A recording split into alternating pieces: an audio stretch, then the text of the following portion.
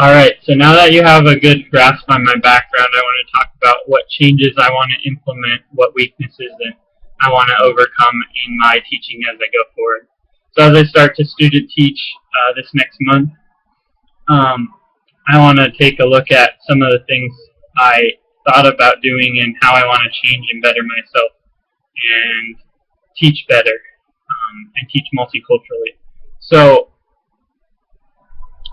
one of the things I really liked that Nieto talks about in the book is asking, the questions of who's telling the story, who are they leaving out, and why. And so as we ask those questions, we're able to look at the story from different perspectives. And I want to do that. I want to add, not only the mainstream stories, but add the different perspectives of those stories from people we don't generally hear about when I talk about, mainstream education or typical stories. So whose voices aren't being heard, and how can I share that with my students?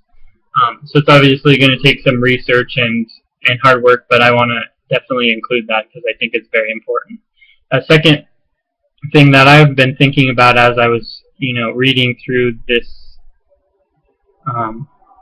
over this term is not only to look at the stories from different perspectives, but also find the stories that aren't being told. Because I think there's a lot of stories that don't get told from a monocultural educational standpoint. So I want to go out and continue my research and broaden my research to find out what interesting stories in history are not being told, and what can I share with my students. I want to share the obviously heroic and good parts of our culture, but also the nasty ones as well, as Nieto kind of references. So that's one thing, a very important piece that I want to add to my teaching.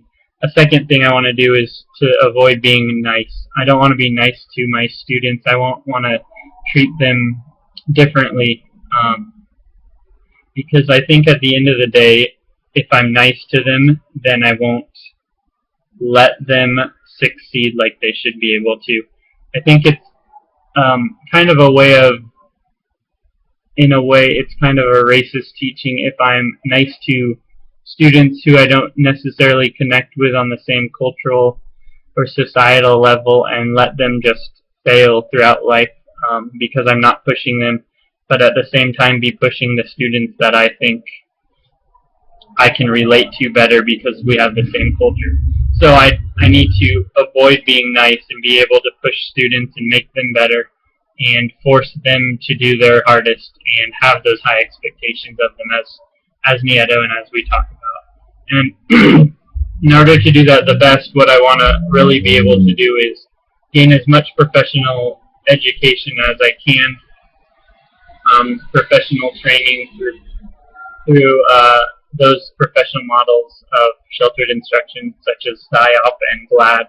I really want to get into those and be trained in those so I can help all students succeed and be a great ELL teacher as I will have ESO or ELLs in my classrooms.